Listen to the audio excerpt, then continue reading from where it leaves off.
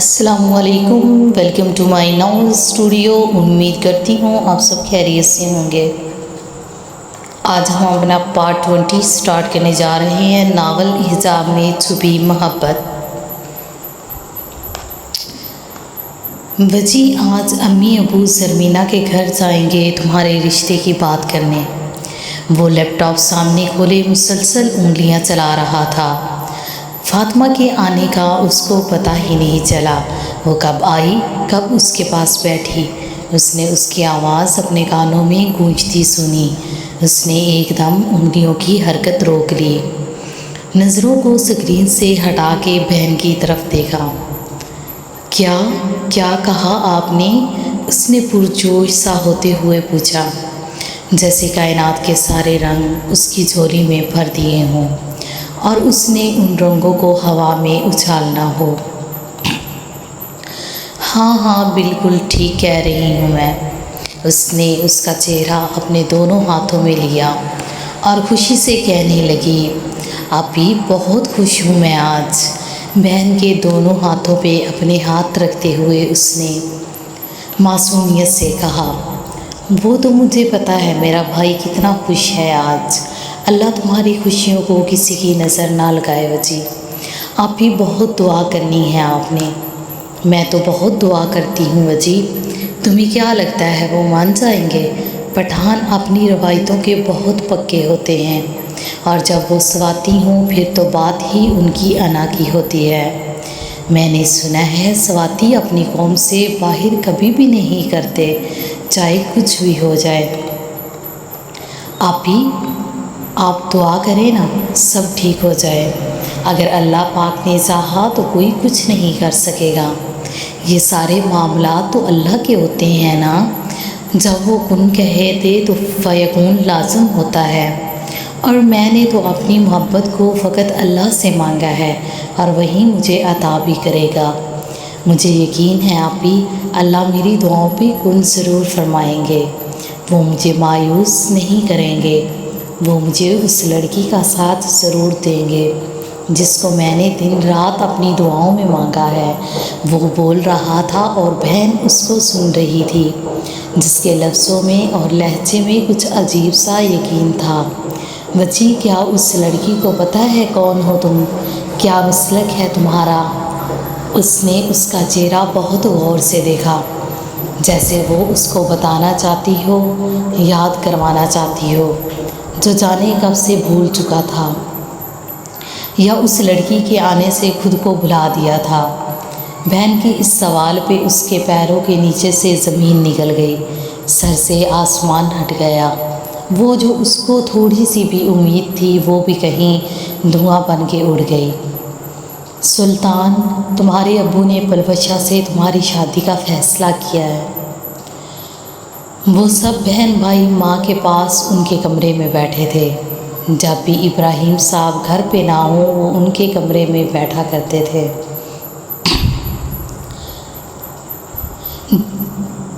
اماں پہلے بھائی اور زرمینہ کی کریں، یہ آپ نے 10ویں جگہ مجھے کدھر سے پکڑ لیا ہے؟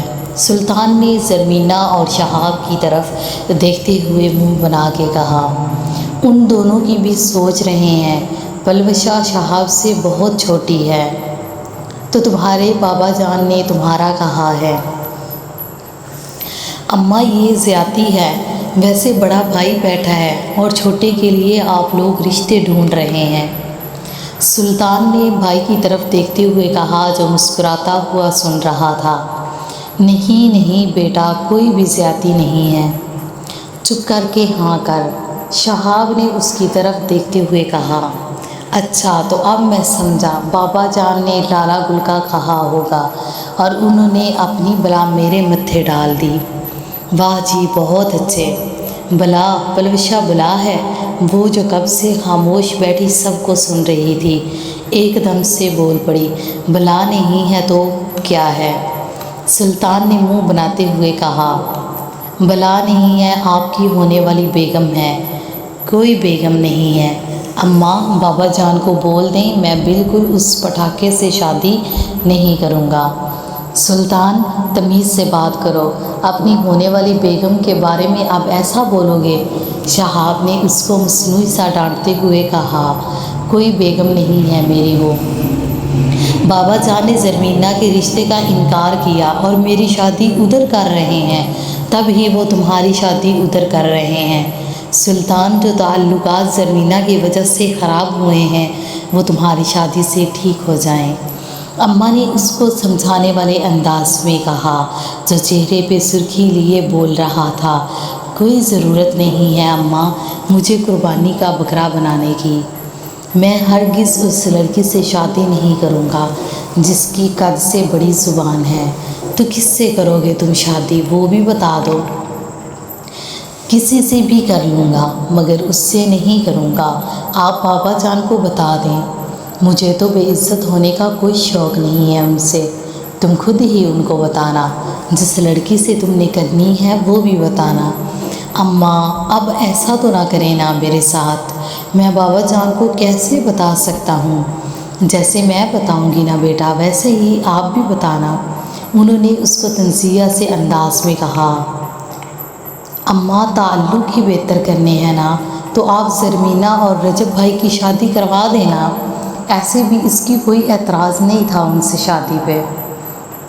اس نے زرمینہ کی طرف دیکھتے ہوئے کہا جو بغیر پلک جھپکتے اس کو دیکھ رہی تھی، اس کی بھی بہت جلد میں کرواتی ہوں شادی، بہت پڑھ لیا ہے میری بیٹی نے یونیورسٹی میں۔ بظاہر تو انہوں نے اس کو دیکھ کے بڑے پیار سے کہا مگر ان کے لہجے اور نظروں کا طنز وہ خوب سمجھتی تھی۔ یا اللہ میں بہت گناہ گار ہوں، میرے گناہ سمندر کے پانی سے بھی زیادہ ہوں گے مگر تو بہت رحیم ہے۔ میرے مالک میرے گناہوں کو نہ دیکھنا، تو سننے والا ہے مجھے یقین ہے تو ضرور سنے گا۔ میرے گناہوں کو میری دعا کے سامنے رکاوٹ نہیں بنانا میرے مالک۔ بہن کے جاتے ہی اس نے وضو کیا اور جائے نماز پہ بیٹھ گیا۔ اس نے تو اس پہلو کے بارے میں سوچا ہی نہیں تھا، وہ کیسے بھول سکتا ہے وہ کون ہے، وہ کیا ہے؟ اللہ تعالیٰ مجھے کیوں ملوایا ہے آپ نے اس سے؟ وہ سجدے میں تھا، ایک اذیت میں تھا۔ آج پہلی بار تھی جب اس کو اپنی محبت پہ افسوس ہوا تھا، رنج ہوا تھا۔ اس نے تو صرف اپنی محبت دیکھی تھی، اس کو تو فقط محبت ہوئی تھی۔ اس نے کہاں سوچا تھا محبت ہونا ہی اہم نہیں ہوتا، اپنے جیسوں سے محبت ہونا اہم ہوتا ہے۔ وہ تو اس جیسی تھی ہی نہیں، وہ تو اس کے خلاف تھی۔ اتنے خلاف جب اس پہ اس کی حقیقت عیاں ہو جائے گی تو وہ اس کی طرف دیکھے گی بھی نہیں۔ یا اللہ مجھ پہ رحم کر، مجھ پہ اپنا کرم کر میرے مالک۔ وہ سجدے میں سر رکھے نہ جانے کب سے دعائیں مانگ رہا تھا۔ اس کے ماں باپ اس کی منزل تک رسائی حاصل کرنے نکلے تھے اور وہ ان کی کامیاب لوٹنے کی دعا مانگ رہا تھا۔ امید کی ساری کرنیں بجھ چکی تھیں۔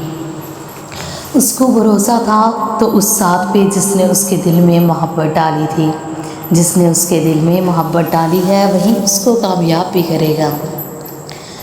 یا اللہ مجھے پتہ ہے جو میں چاہتا ہوں وہ ممکن نہیں ہے، میں انتظار کر رہا ہوں تیرے معجزے کا، بے شک تو ہر چیز پر قادر ہے۔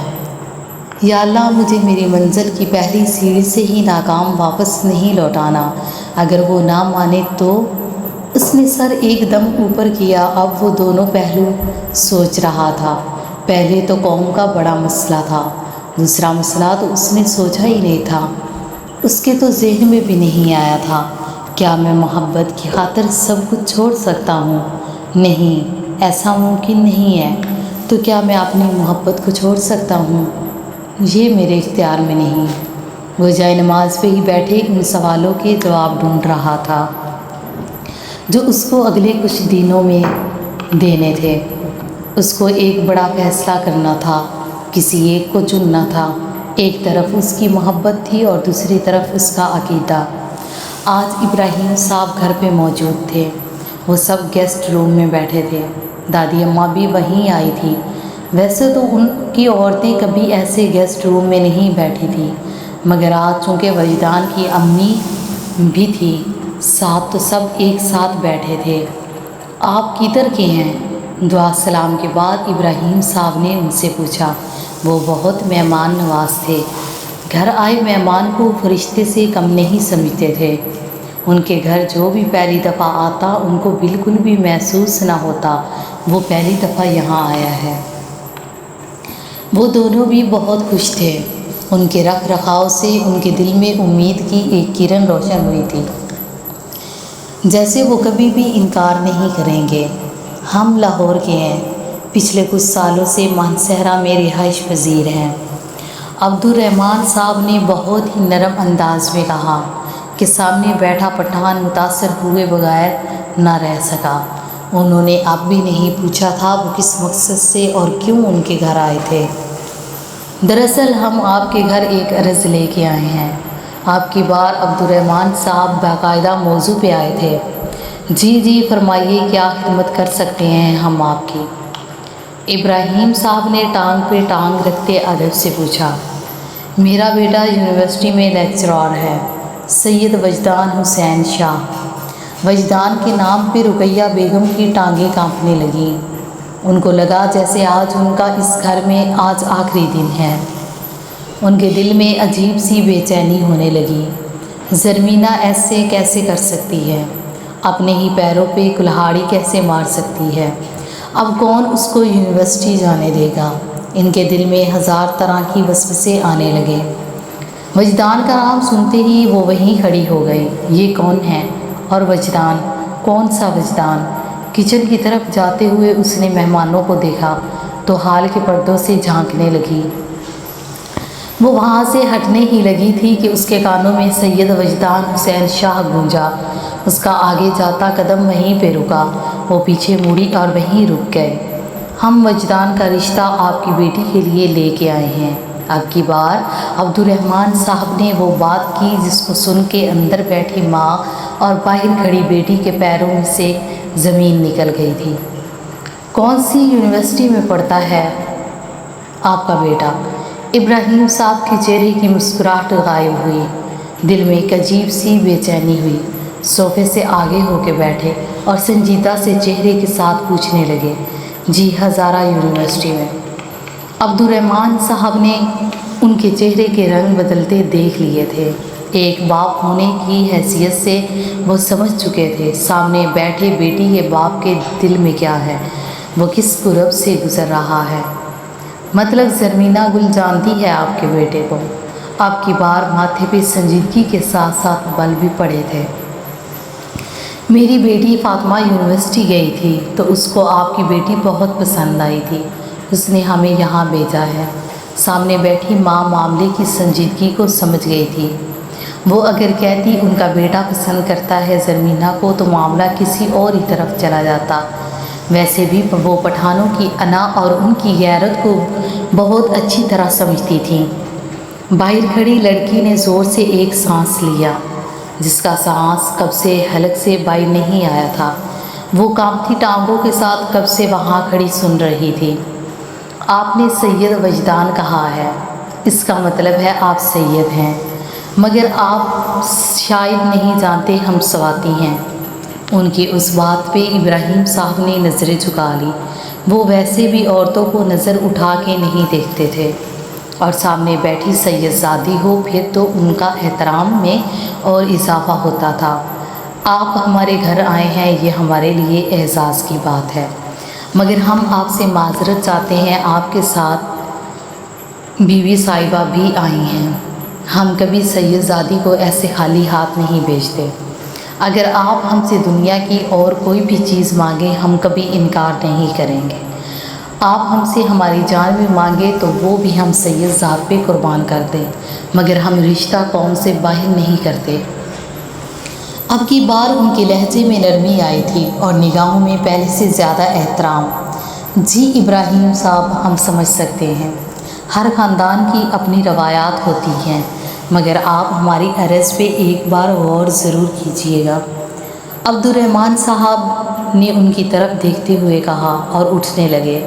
میں بہت شرمندہ ہوں آپ سے، مگر میرا فیصلہ نہیں بدلے گا۔ ہم سیدوں کی بہت عزت کرتے ہیں، ان کا احترام ہم پہ واجب ہے، مگر میں آپ سے پھر کہوں گا، ہم اپنی قوم سے باہر رشتے نہیں کرتے۔ آپ کی بار ان کا لہجہ اس قدر حتمی تھا کہ سامنے کھڑا شخص کچھ بول نہ سکا۔ اچھا ابراہیم صاحب، آپ ہمیں اجازت دیں، جوڑے آسمانوں پہ بنتے ہیں، مگر آپ کی مہمان نوازی نے ہمیں بے حد متاثر کیا ہے۔ عبد الرحمن صاحب نے ان کو گلے لگاتے ہوئے کہا، یہ آپ کا اپنا گھر، جب بھی آپ آئیں ہمارے دروازے آپ کے لیے ہمیشہ کھلے ہیں۔ رقیہ بیگم نے سامنے کھڑی ماں کو گلے لگاتے ہوئے کہا، آج کوئی دکھی تھا تو وہ دونوں مائیں، دونوں کو اپنی اولاد کی تکلیف سے دوچار ہونا تھا، دونوں ہی یہ چاہتی تھی کہ ان کے بچے مل جائیں، ان کی محبت کی منزل نکاح ہو، جدائی نہ ہو۔ بھائی صاحب، آپ ایک دفعہ پھر سوچئے گا، انہوں نے ابراہیم صاحب کی طرف دیکھتے ہوئے کہا۔ جی بی بی صاحبہ، ان کے سامنے ایک سید زادی درخواست کر رہی تھی، وہ چاہتے ہوئے بھی کچھ بول نہیں سکتے تھے۔ سب کو ملنے کے بعد وہ دروازے سے باہر نکل رہے تھے کہ ان کی نظر سامنے کھڑی اس لڑکی پہ پڑی جو سر پہ دوپٹہ لیے ڈری سہمی سی کھڑی تھی۔ آپ زرمینہ ہو؟ وہ اس کو دیکھتے ہی پہچان گئی تھی۔ وہ اس کے قریب گئی، اس کو غور سے دیکھا، وہ نظریں جھکائے ان کے سامنے کھڑی تھی۔ ان کو اپنے بیٹے کی پسند پہ فخر ہوا۔ انہوں نے اس کو اپنے پاس کیا، اس کا ماتھا چوما۔ بہت پیاری ہے میرے وجدان کی زرمینہ، انہوں نے اس کا ماتھا چومتے ہوئے بہت آرام سے کہا۔ زرمینہ کے علاوہ وہاں موجود کوئی شخص نہ سن سکا۔ چلتے ہیں ہم، خدا حافظ۔ ان کا رواج تھا مہمان کو دروازے تک چھوڑنے سب جاتے تھے۔ عبد الرحمن صاحب نے ایک بار پھر پیچھے مڑے اور اس لڑکی کو دیکھنے لگے جس کو ان کے بیٹے نے پسند کیا تھا۔ سامنے کھڑی لڑکی کو دیکھتے ہی ان کے چہرے پہ مسکراہٹ آئی۔ ان کے دل نے اس کو اپنے بیٹے کے حق میں قبول کیا اور رخصت ہونے لگے۔ اماں، یہ کون لوگ تھے؟ آپ جانتی ہیں ان کو؟ عبد الرحمن صاحب کے جاتے ہی ابراہیم صاحب اندر آئے تھے۔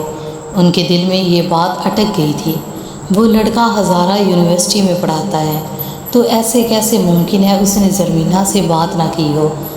میں تو پہلی دفعہ ملی ہوں ابراہیم، خدا جانے کون تھے، اور وہ لڑکا زرمینہ کی یونیورسٹی میں ہوتا ہے۔ رقیہ، تمہیں زرمینہ نے کبھی کچھ بتایا ہے اس کا؟ اماں نے اپنی تشویش کا اظہار کرتے ہوئے رقیہ بیگم کو دیکھا جو کب سے بوکھلائے بیٹھی تھی۔ نہیں اماں، میں تو نہیں جانتی، اور نہ ہی زرمینہ نے کبھی اس کا ذکر کیا ہے مجھ سے۔ اپنے اندر کی گھبراہٹ پہ قابو پاتے ہوئے انہوں نے نارمل ہونے والے انداز میں کہا، مگر سامنے بیٹھا شخص ان کے اندر کی کیفیت سمجھ چکا تھا۔ رقیہ بیگم، اگر ایسی کوئی بات ہے تو مجھ سے کبھی مت چھپانا۔ ایسا کیسے ممکن ہے کوئی زرمینہ کی مرضی کے بغیر یہاں پہ رشتہ لے آئے؟ انہوں نے اس انداز میں کہا کہ رقیہ بیگم کی ٹانگیں کانپنے لگیں، ان کے ماتھے پہ پسینے آنے لگے۔ ابراہیم، تم بھی بات کا پتنگڑ بنا لیتے ہو۔ انہوں نے کہا، جو ہے ان کی بیٹی کو اچھی لگ گئی تھی زرمینہ، اور جہاں بیٹی ہوتی ہے وہاں رشتے تو آتے ہی ہیں، اس میں اتنے سوچنے والی کون سی بات ہے؟ بہو کی طرف دیکھتے ہوئے اماں نے بات کو سنبھالنا چاہا۔ انہوں نے بھی اپنے بال دھوپ میں تو سفید کیے نہیں تھے، سمجھ تو وہ بھی سب کچھ رہی تھی، مگر بیٹے کے سامنے اپنی پوتی کا دفاع کر رہی تھی۔ اماں، میں وہ بات نہیں کر رہا، بس اتنا کہہ رہا ہوں کہ یہ اچھے سے سمجھا دے زرمینہ گل کو، اس کو میں نے صرف پڑھنے کے لیے بھیجا ہے، اگر میں نے کوئی ایسی ویسی بات سنی تو اسی وقت اس کا یونیورسٹی میں اور اس گھر میں آخری دن ہوگا، اسی دن رخصت کروں گا میں اس کو اس گھر سے۔ انہوں نے اس انداز میں کہا کہ باہر کھڑی لڑکی سے پسینوں کے سیلاب گرنے لگے۔ اس کو لگا اگر وہ کچھ دیر اور وہاں کھڑی رہی تو وہیں پہ مر جائے گی۔ اس کا سانس حلق میں ہی اٹکنے لگا، ہونٹوں پہ موت کی سی سفیدی ہونے لگی، جیسے کچھ ہی پل ہیں اس کے پاس زندگی کے زندہ رہنے کے لیے۔ وہ اپنے کمرے میں بیٹھا ہاتھ میں سگریٹ پکڑے اپنی خوشیوں کے مرنے کا ماتم منا رہا تھا۔ اس کو اندازہ تھا وہ لوگ اتنی آسانی سے تو کبھی نہیں مانیں گے، مگر ایسے منہ پہ انکار کرنا، یا اللہ میرے لیے کچھ تو راستہ نکال۔ اس نے کانپتے ہوئے ہونٹوں کے ساتھ سگریٹ لگاتے ہوئے کہا، اس نے موبائل اٹھایا اور نمبر ملانے لگا جو کب سے اور کتنے وقتوں سے بند تھا۔ ایسی کوئی رات نہیں ہوتی تھی جب تک اس کی آنکھیں کھلی ہوں اور وہ اس کا نمبر نہ ملاتا ہو۔ سنو ملکہ، وجدان کو ضرورت ہے تمہاری، سنا دو مجھے اپنی آواز کہ میرے دل کو سکون مل جائے، میرا اجڑا جہاں پھر سے آباد ہو جائے، میرے دل کی ویرانی ختم ہو جائے۔ ملکہ بس ایک بار بات کر لو، فقط ایک بار، کہ وجدان کی رکتی سانسیں پھر سے چلنے لگے۔ وہ بالکنی میں کھڑا ہاتھ میں سگریٹ پکڑے چاند کو دیکھ کے اس سے باتیں کر رہا تھا، اس کو اپنا حال دل بتا رہا تھا۔ وہ جو سگریٹ اس کے ہاتھ میں پکڑا تھا وہیں جھلسنے لگا۔ اس نے وعدہ کیا تھا وہ اس کے ساتھ بات کرتے ہوئے کبھی سگریٹ نہیں پیے گا۔ وہ اپنا وعدہ وفا کر رہا تھا، سگریٹ کو ہاتھ میں پکڑے اپنی انگلیاں جلا رہا تھا۔ کیا ایسے بھی ہوتا ہے؟ کیا خوشیاں اتنے تھوڑے وقت کی ہوتی ہیں؟ کچھ وقت پہلے میں دنیا کا خوش نصیب انسان تھا اور ابھی جو کھڑا ہے وہ دنیا کا بد نصیب ترین انسان ہے، جو اپنی ہار کا ماتم اکیلے ہی بنا رہا ہے۔ کاش تم مجھے نہ ملی ہوتی، کاش میں نے تمہیں نہ دیکھا ہوتا۔ اس نے بالکنی کی گرلوں کو اپنے دونوں ہاتھوں سے مضبوطی سے پکڑا، اپنی آنکھیں بند کی، گلے کی رگیں باہر آنے لگیں جیسے اندر درد کا ایک طوفان برپا ہو۔ ضبط کی اب آخری حد ہو۔ وجی وجی اپنے نام کی آواز سنتے ہی گرل سے اس کے ہاتھوں کی گرفت کم ہوئی۔ اس نے ایک گہرا سانس لیا اور پیچھے مڑا۔ وہ کانپتے جسم کے ساتھ اپنے کمرے میں آئی، زور سے دروازہ بند کیا، کانپتے ہاتھوں کے ساتھ جلدی جلدی کنڈی چڑھائی اور وہیں دروازے کے ساتھ ٹیک لگا کے بیٹھ گئی، جیسے اگلا قدم اس کے لیے چلنا مشکل ہو۔ اس کی آنکھوں میں آج آنسو نہیں تھے، دل میں درد نہیں تھا۔ شاید درد سے بڑا ڈر ہوتا ہے، شاید ڈر کی اذیت درد سے زیادہ ہوتی ہے۔ اس کی آنکھوں میں ایک موت کی سی وحشت طاری ہونے لگی، سانسوں کی رفتار کم ہونے لگی، دھڑکن آہستہ آہستہ رکنے لگی، آنکھیں بند ہونے لگی، دماغ اپنا کام چھوڑنے لگا اور جسم وہیں پہ زمین پہ ڈھیر ہونے لگا۔ آپی، وہ میری کبھی نہیں ہو سکتی۔ وہ زمین پہ بہن کی گود میں سر رکھے بہن کو آج وہ حقیقت بتا رہا تھا جو اس نے کبھی سوچی نہیں تھی، جس کو سوچ کے ہی اس کو تکلیف ہوتی تھی۔ آج وہ بات اپنے منہ سے بیان کر رہا تھا جو وہ خیال میں بھی نہیں لاتا تھا۔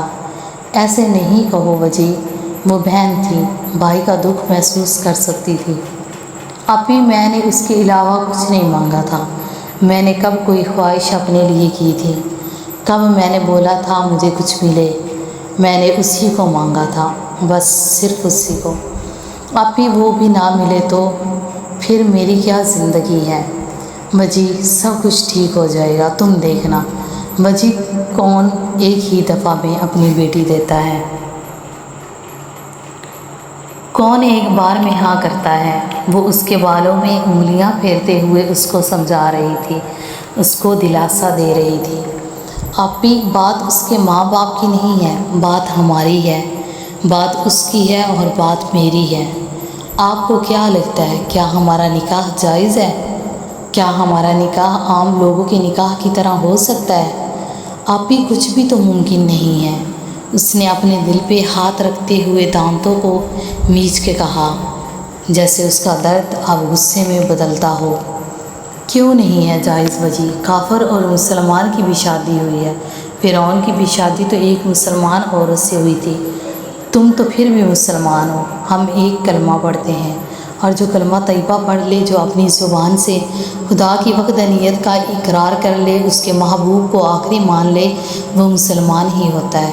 اور پھر قرآن پاک میں تم نے نہیں پڑھا، آج تمہارے لیے ساری پاک چیزیں حلال کر دی گئی ہیں، اہل کتاب کا کھانا تمہارے لیے حلال ہے اور تمہارا کھانا ان کے لیے، اور محفوظ عورتیں بھی تمہارے لیے حلال ہیں، خواہ وہ اہل ایمان کے گروہ سے ہوں یا ان قوموں سے جن کو تم سے پہلے کتاب دی گئی تھی، بشرط یہ کہ تم ان کے مہر ادا کر کے نکاح میں ان کے محافظ بنو۔ نہ یہ کہ آزاد شہوت رانی کرنے لگو یا چوری چھپے آشنائیاں کرو۔ اور جو کسی نے ایمان کی روش پر چلنے سے انکار کیا تو اس کا سارا کارنامہ زندگی ضائع ہو جائے گا اور وہ آخرت میں دیوالیہ ہوگا۔ ابھی یہاں بات یہودی اور مسلمان کی نہیں ہو رہی، نہ وہ یہودی ہے اور نہ عیسائی ہے، وہ مسلمان ہیں، اور جو میں ہوں، ہمارا معاشرہ کبھی ہمارے رشتے کو قبول کرے گا؟ آج کل کے لوگ تو ہمیں مسلمان بھی نہیں سمجھتے، ہمارا معاشرہ کبھی بھی ہمیں دونوں کو ساتھ قبول نہیں کرے گا۔ اب بھی سب کچھ لکھا ہے، مگر یہ کہاں لکھا ہے کہ ایک شیعہ سنی کا نکاح جائز ہے؟ زری دروازہ کھولو، کب سے تمہیں آوازیں دے رہی ہوں میں۔ زری کیا ہوا ہے اماں؟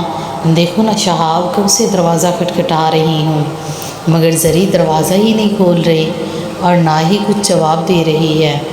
انہوں نے اپنے ماتھے کا پسینہ صاف کرتے ہوئے کہا، اماں آپ پریشان نہ ہوں، سوئی ہوئی ہوگی تب ہی نہیں بول رہی۔ اتنی بھی کیا گہری نیند؟ میرے تو دل کو کچھ ہو رہا ہے، خدا خیر کرے، اللہ سب ٹھیک کرے گا بس۔ زری وہ دروازہ زور زور سے کھٹکھٹانے لگا، جیسے اس کے بھی دل نے ایک بری خبر کا الہام دیا ہو۔ کیا ہوا ہے؟ اتنا زور زور سے کیوں چلا رہے ہو تم ماں بیٹا؟ آپ کی بار ان کی آوازوں پہ ابراہیم صاحب اپنے کمرے سے باہر آئے تھے اور وہیں کھڑے ہو گئے جہاں پہلے سے وہ دونوں کھڑے تھے۔ زرمینہ دروازہ نہیں کھول رہی، نہ ہی کچھ بول رہی ہے۔ اماں کا ضبط ایک دم جواب دے گیا اور وہ روتے روتے ان کو بتانے لگی، سلطان، جی بابا جان، وہ جو باہر سے ابھی ہی اندر آیا تھا، باپ کی آواز پہ دوڑتا دوڑتا ان کے پاس آیا، بھائی کے ساتھ مل کے دونوں دروازہ توڑو۔ نہ جانے ان کے دل میں کیا اٹکا تھا جو بغیر سنے بغیر کچھ بولے انہوں نے دروازہ توڑنے کا حکم صادر کیا تھا۔ بابا جان، میرے کمرے میں دوسری چابی ہے، اس کی میں لاتا ہوں۔ وہ بھاگتا بھاگتا اپنے کمرے میں گیا اور چابی کے ساتھ واپس آیا۔ جلدی کھولو سلطان، جلدی کرو۔ جی اماں، آپ پریشان نہیں ہو، میں کھولتا ہوں۔ اس نے ماں کی طرف دیکھا اور زور سے دروازہ پیچھے کیا۔ زرمینہ میری بچی، وہ جلدی جلدی اس کے پاس گئی جو دروازے کے ساتھ بے جان لیٹی تھی، آنکھیں بند تھیں، منہ سے سفید جھاگ نکل رہی تھی، جسم نے حرکت کرنا چھوڑ دیا تھا۔ زرمینہ اس کو ایسے پڑا دیکھ کے سب اس کے پاس زمین پہ بیٹھے۔ آج پہلی دفعہ ابراہیم صاحب کے ہاتھ کانپے۔ اگر ان کا بیٹا ایسے ان کے سامنے پڑا ہوتا تو وہ صبر کر لیتے، مگر یہ ان کی بیٹی تھی جو ان کے سامنے زمین پہ پڑی تھی۔ ایک مرد اپنی بیٹی سے زیادہ اس دنیا میں کسی عورت سے محبت نہیں کرتا۔ بیٹی کے لیے اس کے دل میں ایک خاص محبت ہوتی ہے۔ وہ اس کے پاس زمین پہ بیٹھے، بغیر بولے بغیر کچھ سنے آج ایک باپ اپنی بیٹی کو دیکھ رہا تھا۔ اس کی آنکھیں بند تھیں، اس کے منہ سے نکلتی سفیدی دیکھ رہا تھا۔ شہاب اٹھاؤ بہن کو، سلطان گاڑی نکالو۔ وہ اس وقت ان دو چولوں سے آگے کچھ نہ بول سکے۔ وہ جو ایک سخت انسان تھا جس کے سامنے بولتے ہوئے 100 بار سوچنا پڑتا تھا، اس وقت وہ صرف ایک باپ تھا، ایک بیٹی کا باپ۔ بجی، تم نے اس کو کیوں نہیں بتایا پہلے کہ ہمارا کیا مسلک ہے، کیا سوچ ہے؟ فاطمہ نے اس کی طرف دیکھتے ہوئے کہا، جو زمین پہ پڑے آنکھیں بند کیے لیٹا ہوا تھا۔ آپ ہی میں نے صرف محبت کی تھی اس سے، اس کے آگے مجھے کچھ نظر نہیں آیا، مجھے پتہ ہی نہیں چلا میں کون ہوں۔ اس نے اپنا ہاتھ اپنے سر پہ رکھتے ہوئے کہا، وجی، کیا وہ لڑکی بھی تم سے اتنا ہی پیار کرتی ہے؟ پتہ نہیں آپی، وہ مجھ سے محبت کرتی بھی ہے یا نہیں۔ اس نے ایک بار پھر آنکھوں کو بند کرتے ہوئے کہا، کیا مطلب ہے پتہ نہیں؟ جتنی محبت تم اس سے کرتے ہو اس کے بھی دل میں اللہ نے کچھ نہ کچھ تو ڈالا ہوگا نا، اور پھر اس کا کال پہ بات کرنا، جتنا تم اس سے کرتے ہو وہ بھی تو تمہاری طرف کھینچتی ہوگی نا۔ کوئی محبت سے منہ نہیں موڑ سکتا وجی۔ تم نے اپنے بارے میں نہ بتا کے اس پہ ظلم کیا ہے، اب تم پیچھے ہو رہے ہو تو اس کا فائدہ بھی کیا ہے؟ آپی، آپ کو کس نے کہا ہے میں پیچھے ہو رہا ہوں؟ اس نے ان کی گود سے سر کو اوپر کرتے ہوئے کہا، تمہارا اگلا قدم اٹھانے کا کوئی جواز بھی نہیں بنتا۔ مجھے تو پتہ ہی نہیں تھا، تم نے اس کو نہیں بتایا ہوا اپنے خاندان کا، اپنی سوچ کا۔ آپی میں کیا کروں گا اب؟ اس نے اس کے سامنے بیٹھتے ہوئے کہا، جیسے وہ پوچھ رہا ہو، بچوں کی طرح رائے لے رہا ہو۔ جتنا تم نے کر لیا ہے نا جی، اتنا ہی بہت ہے۔ ایک عورت کسی مرد کی طرف تب تک مائل نہیں ہوتی جب کہ وہ مرد ایسی صورت حال نہ بنا لے۔ عورت مرد کی دی جانے والی عزت کو بھی محبت سمجھ لیتی ہے، اور پھر تم نے تو اس سے محبت کی ہے وجی، اب تمہیں اپنا ہی نہیں اس کا بھی سوچنا ہے۔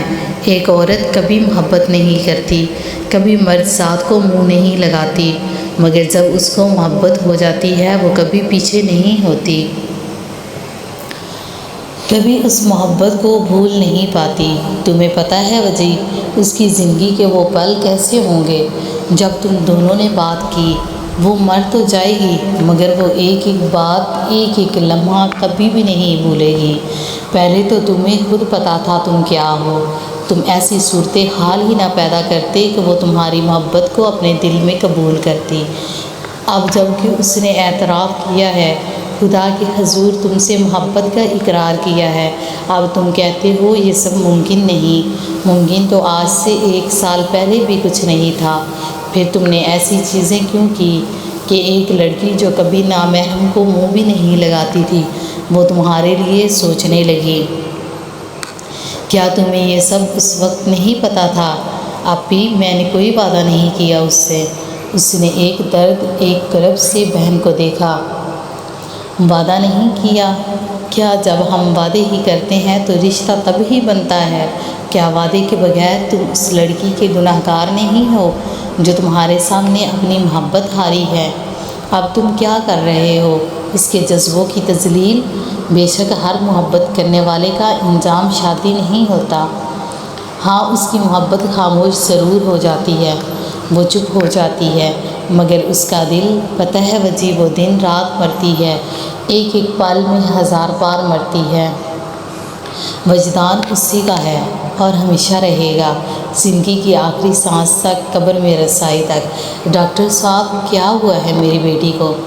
ہسپتال کے بیڈ پہ پڑی بے ہوش بیٹی کو دیکھتے ہوئے انہوں نے پوچھا۔ پچھلے 2 گھنٹوں سے وہ اب تک ہوش میں نہیں آئی تھی۔ سواتی صاحب، آپ کی بیٹی نے بہت زیادہ سٹریس لیا ہوا ہے۔ یہ تو آپ وقت پہ لے آئے ہیں، ورنہ ان کو بری ہیمریج کا خطرہ تھا۔ اب ایسا ہے کہ آپ کل تک ان کو یہیں رکھیں، ابھی ہم ان کو انڈر آبزرویشن ہی رکھیں گے۔ آج کی رات آپ کو زحمت ہو گئی یہاں۔ نہیں ڈاکٹر صاحب، زحمت کیسی، میں خود یہاں رہوں گا۔ آپ بتائیں، مسئلے والی تو کوئی بات نہیں نا؟ میں آپ کو ابھی کچھ بھی نہیں کہہ سکوں گا۔ آپ کوشش کیجیے گا ان کو خوش رکھنے کی، ورنہ ان کے لیے بہت مشکل ہو جائے گا اور جان کو بھی خطرہ ہو سکتا ہے۔ جی ڈاکٹر صاحب، بہت خیال رکھوں گا میں اس کا۔ انہوں نے بیٹی کی طرف دیکھتے ہوئے کہا، جو ابھی بھی آنکھیں بند کیے ایک الگ دنیا کا سفر طے کر رہی تھی۔ زرمینہ، تم ٹھیک ہو جاؤ، بس باقی سب میں خود ٹھیک کر دوں گا۔ انہوں نے اس کی طرف دیکھتے ہوئے اپنے دل میں کہا، سر پلیز آج آپ ہماری ایک کلاس لیں، ہمیں ایک ٹاپک کلیئر کر دیں۔ میم نے کیا ہے، مگر ہم سب چاہتے ہیں آپ ہمیں ایک دفعہ کروا دیں۔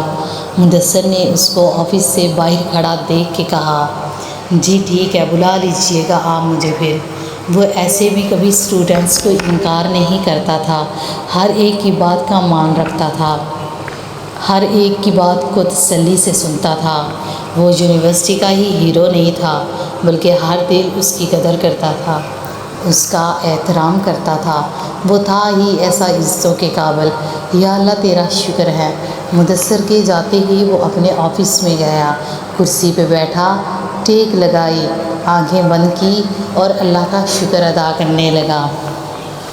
وہ تو کب سے چاہتا تھا وہ اس کی کلاس میں جائے، 3 دنوں سے اس نے اس کو دیکھا نہیں تھا۔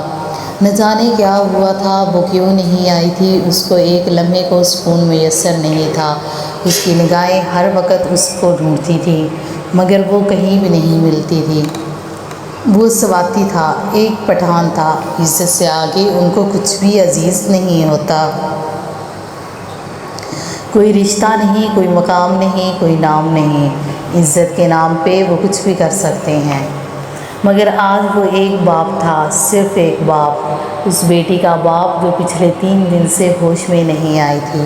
زرمینہ گل، وہ جب بھی دیکھتا کوئی اس کو نہیں دیکھ رہا، کوئی اس کے کمرے میں موجود نہیں ہے، بس اس کے سامنے آنکھیں بند کیے اس کی بیٹی پڑی ہے تو اس کے پاس بیٹھ جاتا، اس کا وہ نورانی چہرہ دیکھتا جو اس حالت میں بھی چمک رہا ہوتا۔ وہ اس کو دیکھتا رہتا مگر کچھ بولے، اس کو ایسے دیکھتا جیسے آج وہ اپنی بیٹی کو آخری بار دیکھ رہا ہے۔ وہ ایک مرد تھا، وہ رو نہیں سکتا تھا، مگر وہ ایک باپ تھا، نم آنکھوں کے ساتھ اپنی بیٹی کے ہاتھ پہ ہاتھ رکھتا، اس کے پاس ہوتا اور آرام سے زرمینہ گل کہتا اور پیچھے ہو جاتا۔ پھر سامنے پڑی اس لاش کو دیکھتا رہتا جو جانے کب اٹھے گی، کب اپنے سر کا دوپٹہ ٹھیک کرے گی اور بوکھلائے ہوئے جلدی جلدی جی بابا جان بولے گی۔ ایک مرد وہیں عورتوں سے ہارتا ہے، ایک اپنی محبوبہ سے اور دوسرا اپنی بیٹی سے۔ محبوبہ کا نشہ پھر بھی اتر جاتا ہے، ایک وقت ہوتا ہے جب اس کی محبت کا سحر اتر جاتا ہے، مگر بیٹی سے محبت وہ مر کے بھی اپنے دل سے نہیں نکال سکتا۔ وہ دنیا کے ہر رشتے کو تکلیف میں دیکھ سکتا ہے، مگر بیٹی وہ واحد رشتہ ہوتا ہے جو مرد کو رونے پہ مجبور کر دیتا ہے۔ تب ہی کہتے ہیں کوئی مرد کبھی کسی عورت کی بد دعا نہ لے، کیونکہ یہ دنیا مکافات عمل ہے۔ ایک مرد کی زبان سے نکلا ہوا ایک ایک غلط لفظ اس کی بیٹی کے آگے آتا ہے، چاہے وہ بیٹی کتنی ہی بے قصور کیوں نہ ہو، اس کو اپنے باپ کی کہی ہوئی ایک ایک بات کا قرض چکانا پڑتا ہے۔ آج تیسرا دن تھا اور ابراہیم سواتی نے پلک بھی نہیں جھپکی تھی۔ ان کی بیٹی بستر مرض پہ تھی اور وہ اس کو جاتا دیکھ رہے تھے۔ سر میں اندر آ جاؤں؟ یس کم ان۔ اس نے دروازے کے پاس کھڑی لڑکی کو دیکھا، کمپیوٹر سے سر اٹھایا اور پیچھے ہو کے بیٹھ گیا۔ سر مجھے آپ سے کچھ کہنا ہے۔ جی ہانیہ بولیے۔ اس نے ایک بار نظر اٹھا کے اس کو دیکھا اور پھر آگے ہوا کمپیوٹر پہ کچھ ٹائپ کرنے لگا۔ سر میں یہ کہنا چاہتی ہوں کہ نظریں جھکائے ہاتھوں کو مسلتی وہ اس کے بالکل سامنے کھڑی تھی۔ کہیے ہانیہ، میں سن رہا ہوں۔ اس نے لمحے بھر کو اس سے دیکھا اور پھر ہاتھوں کو چلانے لگا۔ سر میں بہت پسند کرتی ہوں آپ کو، آپ سے وہ کہنے ہی لگی تھی کہ اس نے اپنی نظریں کمپیوٹر سے اٹھائی، اس کی طرف دیکھا، اس کے چہرے کا رنگ بدلا، آنکھوں میں عجیب سی ناگواری آئی۔ کیا کہہ رہی ہیں آپ یہ؟ اس نے اسی ناگواری سے اس کو دیکھا اور غصے سے بولا، سر پلیز۔ اس نے احتجاج کرنے والے انداز میں اس کو کہا، آپ جا سکتی ہیں یہاں سے محترمہ۔ اس نے بغیر اس کی بات سنے اس کو ہاتھ سے باہر جانے کا اشارہ کیا۔ سر پلیز میری بات تو سنیے۔ میں آپ کی کوئی بات نہیں سننا چاہتا، آپ اگر نہیں جا رہی یہاں سے تو میں ہی چلا جاتا ہوں۔ اس نے اپنی کرسی پہ دونوں ہاتھ رکھے اور اوپر ہوا۔ وہ اٹھنے ہی لگا کہ وہ روتے ہوئے آفس سے باہر نکل گئے۔ اس کے جاتے ہی وہ کرسی پہ پیچھے ہو کے بیٹھا۔ وہ جانتا تھا محبت اور اس کا درد، وہ اس کے ساتھ ایسا کوئی رویہ نہیں رکھنا چاہتا تھا جس کی وجہ سے اس کو تھوڑی سی بھی آس ہو۔ وہ جانتا تھا اس کا نرم انداز بات کو کسی اور طرف ہی لے جائے گا۔ وہ چاہتا تھا وہ اس سے نفرت کرے، صرف نفرت۔ کوئی لڑکی اس سے محبت نہ کرے، کسی لڑکی کو اس کی وجہ سے کوئی دکھ نہ ہو، کوئی تکلیف نہ ہو۔ وہ اپنا رویہ ایسا رکھتا تھا کوئی لڑکی چاہ کے بھی اس سے اظہار محبت نہ کرے۔ رقیہ کیا ہوا ہے زرمینہ کو؟ یوں اچانک کیا ہو گیا کہ وہ اب تک ہوش میں ہی نہیں آئی ہے؟ ابراہیم صاحب نے ہسپتال کے کمرے میں کھڑے ہوئے اس سے پوچھا۔ جس میں بات تک کرنے کی ہمت نہیں تھی۔ اس کی بیٹی اس کے سامنے مردہ پڑی تھی، وہ زندہ ہوتے ہوئے بھی مری ہوئی تھی۔ وہ لڑکا وجدان، وہ اپنے شوہر کے سامنے کھڑی تھی۔ آج ان کی ٹانگیں نہیں کانپ رہی تھی۔ ڈر سے بڑا درد ہوتا ہے۔ آج ان کو کسی چیز کا کوئی ڈر نہیں تھا، آج ان کو بس درد تھا، اپنی بیٹی کا درد۔ وجدان کا نام لیتے ہی وہ پھوٹ پھوٹ کے رونے لگی۔ بیٹی کی کس اذیت میں کچھ تو ہاتھ ان کا بھی تھا۔ ان کو اسی بات کا غم تھا، انہوں نے کیوں کیا تھا اس کے ساتھ ایسا۔ وہ اس کا موبائل اپنے ہاتھ میں پکڑے بیٹھی رہتی کہ اب ان کی بیٹی کی آنکھ کھلے اور وہ اس کو موبائل دے۔ خود کہیں ہاں کرو تم اپنے وجدان سے بات، مگر ایسا کچھ نہیں ہوتا تھا۔ ان کا تڑپنا مقدر میں لکھ دیا گیا تھا۔ کیا مطلب لڑکا وجدان؟ انہوں نے بات کو کاٹ کاٹ کے بیان کیا، جیسے وہ کچھ سمجھ نہ پا رہے ہوں، جیسے ان کے دماغ نے کام کرنا چھوڑ دیا ہو۔ وہ جہاں کھڑے تھے وہیں بیٹھ گئے۔ ان کے ذہن میں اس دن کا منظر چلنے لگا۔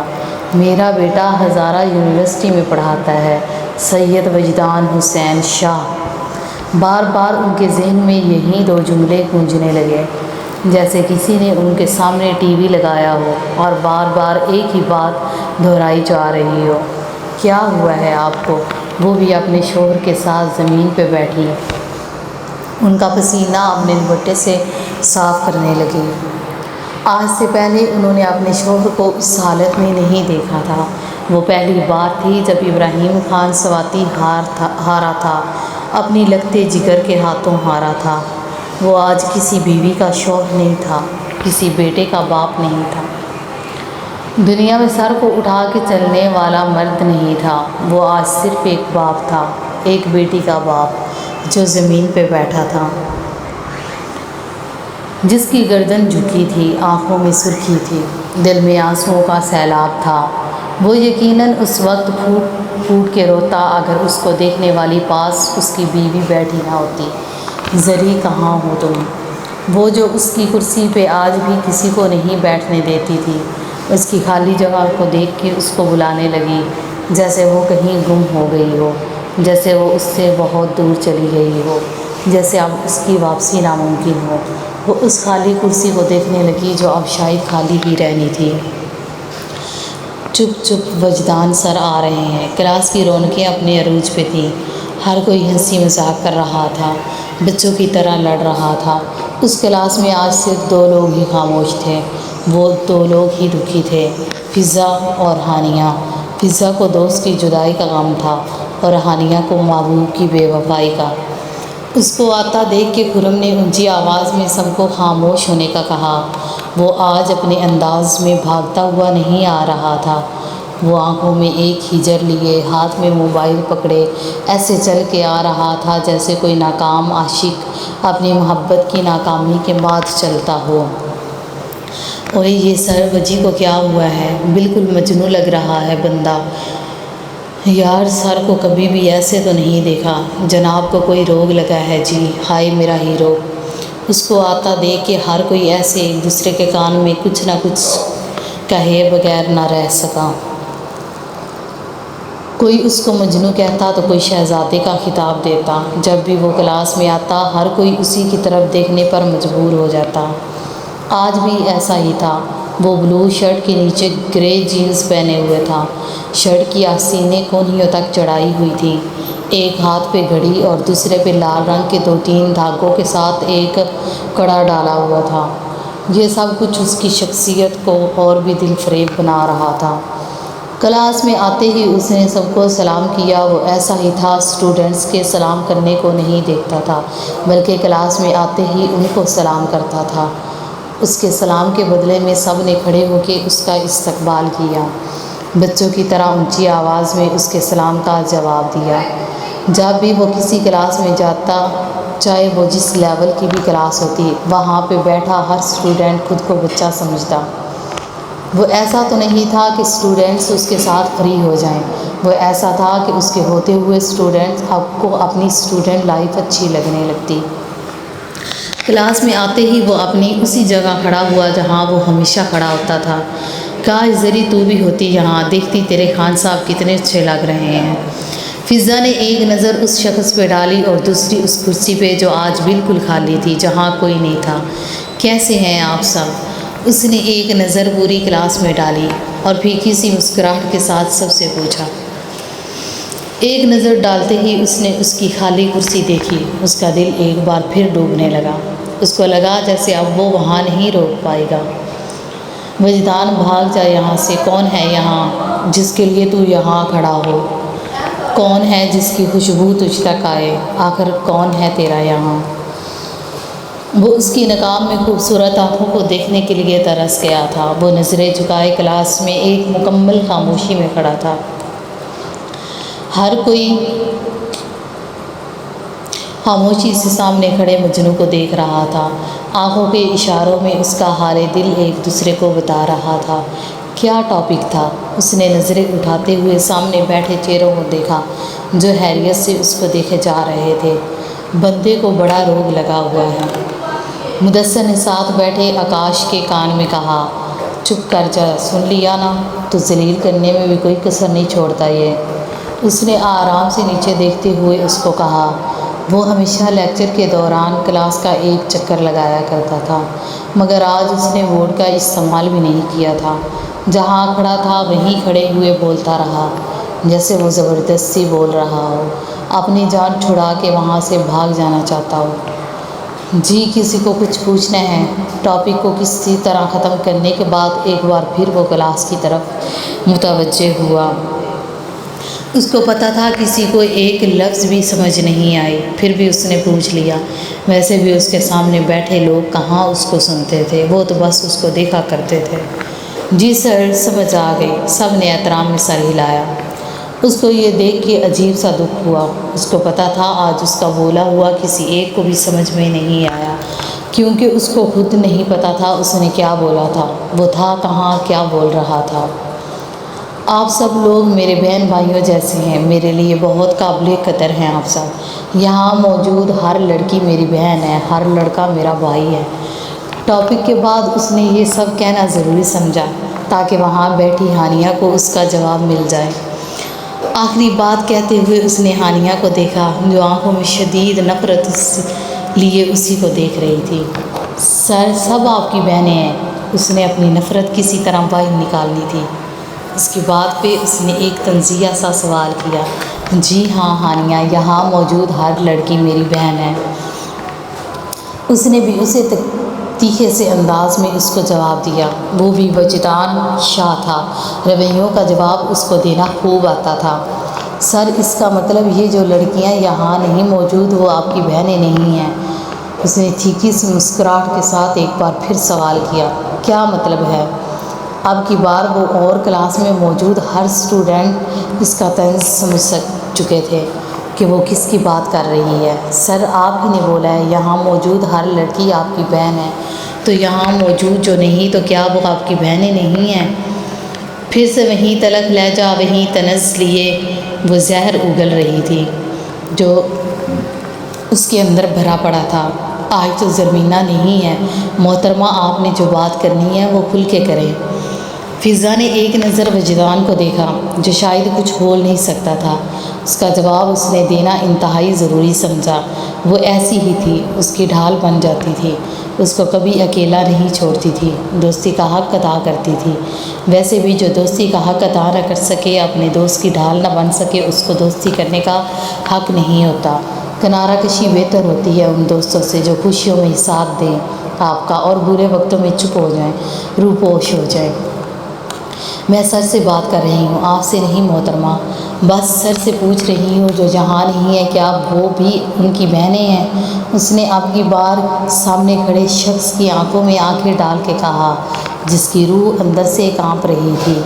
وہ اس کو بہن کیسے کہہ سکتا ہے؟ کیا یہ رشتہ اتنا بے مول ہوتا ہے؟ جب چاہا محبوبہ بنا لیا اور جب چاہا اسی محبوبہ کو بہن کہہ دیا۔ وہ ہر رشتے کی قدر جانتا تھا، وہ اپنے دل کی ملکہ کو بہن کیسے کہہ سکتا تھا؟ ہانیہ، میں آپ کے کسی سوال کا جواب دینے کا پابند نہیں ہوں۔ آج جس لہجے میں آپ نے بات کیا، آئندہ بہت خیال رکھیے گا۔ آپ کسی اور کی عادی ہو گئی ہیں۔ میرے ساتھ بات بہت سوچ سمجھ کے کرنی ہے آئندہ۔ یہاں پڑھنے کے لیے آتی ہیں، آپ پڑھیں اور گھر جائیں۔ اس نے اس کو ایسے انداز میں کہا کہ سامنے بیٹھی لڑکی کے منہ سے اب ایک لفظ نکلنا محال تھا۔ سب کو پتہ تھا جب بھی وجدان ذلیل کرنے پہ آتا ہے وہ دنیا کے کسی بندے کا لحاظ نہیں رکھتا۔ اگر ٹاپک سے ریلیٹڈ کسی نے اور کچھ پوچھنا ہے تو پوچھ سکتے ہیں۔ اس نے اپنا موبائل ہاتھ میں پکڑا اور سب کو دیکھنے لگا۔ نہیں سر، سب کلیئر ہے، اوکے خدا حافظ۔ وہ ہاتھ میں موبائل پکڑے وہاں سے نکلنے لگا۔ اس نے اس کو بہن نہیں کہا تھا، بھری محفل میں اس کے اور اپنے جذباتوں کی تذلیل نہیں کی تھی۔ ڈاکٹر صاحب، زرمینہ کی حالات بہتر ہونے کے بجائے اور خراب ہو رہی ہے۔ ایسا بھی کیا ڈپریشن کہ وہ آج 3 دنوں سے ہوش میں نہیں آ رہی۔ ابراہیم صاحب کی کیبن میں بیٹھے پریشانی اور فکر مندی سے ان سے پوچھ رہے تھے، ابراہیم صاحب آپ میرے پاس نہ بھی آتے، میں آپ کو خود بلانے والا تھا۔ بچی کی حالت دن بدن اور خراب ہوتی جا رہی ہے۔ مسئلہ صرف ڈپریشن نہیں ہے، ہمیں اور بھی کچھ شکوک ہیں۔ آپ کو پتہ ہے مانسہرہ میں ایسے ذرائع نہیں ہیں کہ ہم اس چیز کا ٹیسٹ کر سکیں جس کا ہمیں شک ہے۔ کیا مطلب ہے ڈاکٹر صاحب، کیا شک ہے آپ کو؟ کیا ہوا ہے میری بیٹی کو؟ ڈاکٹر صاحب کے چہرے کے بدلتے ہوئے تاثر اور ان کی باتوں نے سامنے بیٹھے باپ کو مزید اندھیروں کی وادیوں میں دھکیل دیا۔ ابراہیم صاحب، میں ایک ڈاکٹر ہونے کے ناطے آپ سے کچھ بھی نہیں چھپانا چاہتا، مگر میں صرف شک کی بنیاد پہ اتنی بڑی بات بھی نہیں کر سکتا۔ میں آپ کو یہی مشورہ دوں گا، آپ بچی کو ایبٹ آباد لے جائیں، وہاں آپ کو اصل بیماری کا پتہ چل جائے گا۔ اگر وہاں بھی نہیں ہوا تو پنڈی یا پشاور لے کے جائیے گا۔ مگر ڈاکٹر صاحب، زرمینہ گل کو ہوا کیا ہے؟ انہوں نے کانپتے ہاتھوں کے ساتھ پوچھا، سفید ہوتے ہونٹوں سے پوچھا۔ دیکھیں ابراہیم صاحب، میں شک کی بنیاد پہ کچھ نہیں کہہ سکتا، بس میں یہی کہوں گا آپ کل کی بجائے بچی کو آج ہی ایبٹ آباد لے کے جائیں۔ جی ڈاکٹر صاحب، میں ابھی اسی کو لے کے جاتا ہوں۔ وہ وہاں سے اٹھے، لڑکھڑاتی ٹانگوں کے ساتھ دیوار کو ہاتھ لگاتے ہوئے اس کمرے سے نکلے جہاں ان کا دم گھٹنے لگا تھا۔ ان کو لگا ان کے دل پہ کسی نے ایک بھاری سیل رکھ دی ہے، ایک بھاری پتھر رکھ دیا ہے۔ بابا جان، کیا ہوا ہے آپ کو؟ ان کو دیوار کے ساتھ ہاتھ لگاتے ہوئے چلتا دیکھ کے شہاب ایک دم آیا، باپ کو اپنے گلے سے لگایا۔ وہ باپ جو کبھی نہیں رویا تھا آج اونچا اونچا رونے لگا۔ آج اس کو فرق نہیں پڑ رہا تھا کہ مرد نہیں روتے، آج وہ اپنے بیٹے کے سینے سے لگ کے پوری دنیا کے سامنے رو رہا تھا۔ بابا جان، باپ کو ایسے روتا دیکھ کے بیٹے کو لگا جیسے وہ وہیں ڈھیر ہو جائے گا۔ جس باپ کے سامنے انہوں نے بات تک نہیں کی، آج وہ باپ اس کے سینے سے لگا ہے۔ اس کو لگا جیسے اس کا باپ آج دنیا کا ضعیف شخص ہے۔ وہ جو دنیا کو جوتی کی نوک پہ رکھ کے چلتا تھا آج بوڑھا ہو گیا تھا، اس کی بیٹی نے اس کو بوڑھا کر دیا تھا۔ فضا، کیوں اداس بیٹھی ہیں آپ؟ وہ آج اسی جگہ اکیلی بیٹھی تھی جہاں وہ دونوں ساتھ بیٹھا کرتی تھی۔ نہیں، اداس تو نہیں ہوں میں مانور۔ اس نے ہلکا سا مسکراتے ہوئے سر کو اوپر کیا اور سامنے کھڑی لڑکی کو دیکھنے لگی۔ اس نے ہلکا سا مسکراتے ہوئے اس کی طرف دیکھا۔ آج مجھے بہت غصہ آیا ہانیہ پہ، سر سے کیسے بات کر رہی تھی اور زرمینہ کے بارے میں کتنا غلط بول رہی تھی، اس پہ کتنی آسانی سے تہمت لگا دی اس نے۔ مانور، یہاں پہ لوگوں نے انبیاء کو نہیں چھوڑا تو میں اور آپ کون ہیں؟ جہاں حضرت عائشہ صدیقہ رضی اللہ تعالیٰ عنہا کو نہیں چھوڑا گیا تو ہم کون ہیں؟ زرمینہ کون ہے؟ جہاں اماں جان کے کردار پہ لوگوں نے تہمت لگائی وہاں یہ لوگ کسی دوسرے کو کہاں چھوڑتے ہیں؟ بس ان لوگوں کے لیے ایک ہی جواب ہے، صبر۔ آپ صبر کرو اور پھر اوپر والے کا انصاف دیکھو۔ جب اس کی بے آواز لاٹھی پڑتی ہے نا، تب سانس لینے کی بھی فرصت نہیں ملتی۔ جو لوگ کسی کی بہن بیٹی پہ نازیبا الفاظ استعمال کرتے ہیں نا، در حقیقت وہ الفاظ وہ اپنی بیٹی کو وجدان میں دیتے ہیں۔ جب کسی دوسرے کی بیٹی روتی ہے نا، اپنے لیے خدا سے انصاف مانگتی ہے، تب خدا خود انصاف کرتا ہے۔ اس انسان کا کیا ہوا؟ ایک ایک عمل اس کے اپنے اوپر آتا ہے۔ اللہ اپنے ساتھ کی گئی زیادتی تو معاف کر لیتا ہے، نہیں کرتا تو کسی مظلوم کے ساتھ کی گئی زیادتی معاف نہیں کرتا۔ بالکل ٹھیک کہتی ہیں آپ مانور، سب سے بڑا صبر کوئی انتقام نہیں ہوتا۔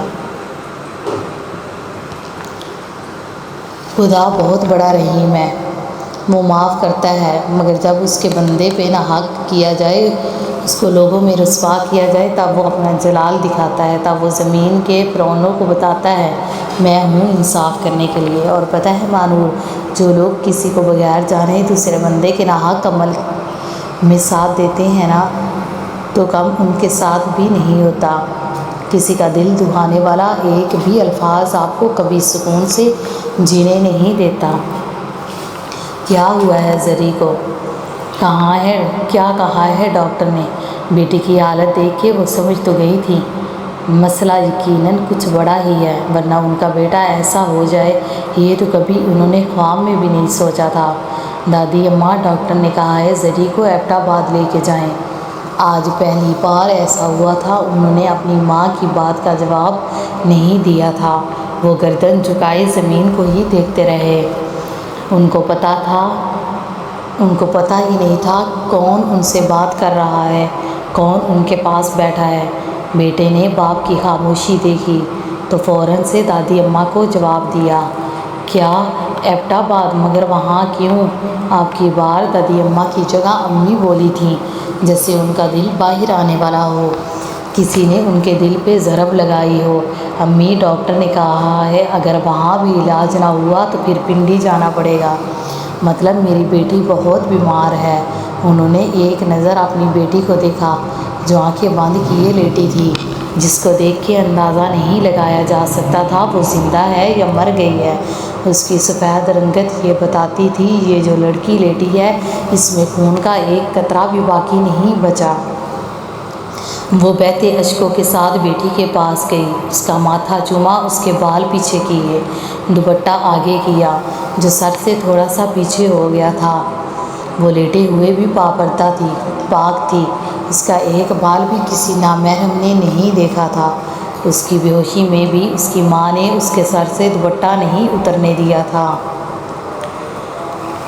وہ ایسے ہی دوپٹہ لے لیتی تھی کہ اس کا ایک بال بھی کوئی نہ دیکھے۔ زرمینا، ٹھیک ہو جاؤ، دیکھو نا سب پریشان ہیں، تمہارے بابا جان کتنے پریشان ہوتے ہیں، تمہارے لیے کب آنکھیں کھولو گی تم؟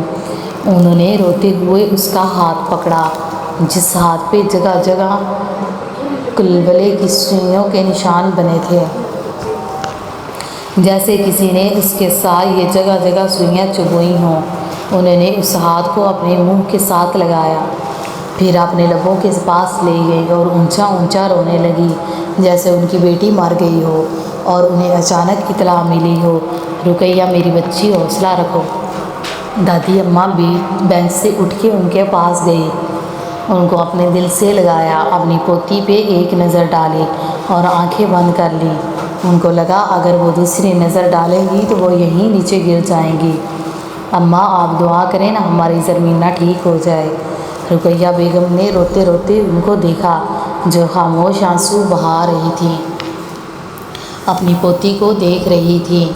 زرمینا گل، اللہ تمہیں تمہاری دادی کی عمر لگائے، میں مر جاؤں گی تمہاری بغیر، تم ٹھیک ہو جاؤ زرمینا، میرے ابراہیم کے لیے ٹھیک ہو جاؤ۔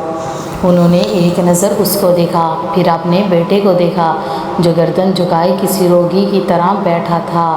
ان کو لگا ان کا کلیجہ پھٹ جائے گا۔ وہ روتے روتے اپنی پوتی سے باتیں کرنے لگی جو شاید کچھ نہیں سن رہی تھی، کچھ نہیں سمجھ رہی تھی۔ بابا جان، ایمبولینس کھڑی ہے، ہمیں نکلنا ہوگا۔ سلطان بھاگتا ہوا آیا اور باپ کو بتانے لگا، اس باپ کو جو دنیا سے بالکل بے نیاز بیٹھا تھا۔ لالا گل، اس نے باپ کے بعد بھائی کو دیکھا جو باپ کے بالکل ساتھ بیٹھا تھا، باپ کی ڈھال بنا ہوا تھا۔ ٹھیک ہے سلطان، آؤ زرمینا کو اٹھا کے اسٹریچر پہ ڈالتے ہیں۔ جی لالا گل۔ وہ دونوں بہن کے پاس گئے جو بالکل بے جان لیٹی تھی۔ دونوں نے ایک نظر بہن کو دیکھا، اپنی نم ہوتی آنکھیں صاف کی۔ وہ دو بھائیوں کی اکلوتی بہن تھی۔ شہاب اس کے سر والی طرف گیا، اس کا ماتھا چوما۔ زرمینا، تمہیں کچھ نہیں ہوگا، تمہارا بھائی تمہیں کچھ نہیں ہونے دے گا۔ اس نے کانپتے ہاتھوں سے بہن کو اوپر کیا اور سلطان کو دیکھا جو ایک سکتے کی حالت میں کھڑا بہن کو دیکھ رہا تھا۔ جیسے بہن کم وہ زیادہ بیمار ہو، جیسے بہن سے زیادہ اس کو تکلیف ہو اور اس کو درد ہو۔ سلطان شہاب نے ایک نظر اس کو دیکھا، بہن کو وہیں چھوڑا اور بھائی کے پاس گیا جو اس کے پیروں والی طرف سکتے میں کھڑا تھا۔ تو کیوں پریشان ہوتا ہے؟ ہاں امی، گڑیا ٹھیک ہو جائے گی۔ اس نے بھائی کے کندھے سے پہ ہاتھ رکھا۔ وہ جو سکتے میں کھڑا تھا بھائی سے ایسے لپٹا جیسے اس کو کسی چیز کا ڈر ہو، جیسے اس کا دل کانپ رہا ہو۔ لالا گل، ہماری گڑیا کب ٹھیک ہوگی؟ سسکتے سسکتے اس نے بھائی کے سینے سے لگے بس اتنا ہی کہا اور پھر پھوٹ پھوٹ کے رونے لگا۔ ٹھیک ہو جائے گی، میں دنیا اوپر نیچے کر دوں گا، اس کو ٹھیک کروں گا، یہ ٹھیک ہوگی۔ اس نے بھائی کے دونوں بازو مضبوطی سے پکڑے اور خشک آنکھوں سے بہن کو دیکھتے ہوئے کہا، اگر آپ لوگ ایسے ہمت ہار جاؤ گے تو ماں باپ کو کون سنبھالے گا؟ اماں نے اپنے آنسو صاف کرتے ہوئے ان کی طرف دیکھا۔ دعا کرو اپنی بہن کے لیے، وہ ٹھیک ہو جائے۔ بابا جان آپ نہ ہو پریشان، گڑیا ٹھیک ہو جائے گی۔ شہاب باپ کے پاس آیا، ان کے قدموں میں زمین پہ بیٹھا جو باپ کب سے دنیا سے بے خبر تھا۔ بیٹے کی اس بات پہ اس نے اوپر دیکھا۔ ہاں میری گڑیا ٹھیک ہو جائے گی، اٹھاؤ بہن کو اور چلو۔ انشاءاللہ نیکسٹ پارٹ ہم سٹارٹ کریں گے۔ تب تک اپنا بہت زیادہ خیال رکھیے۔ اللہ حافظ۔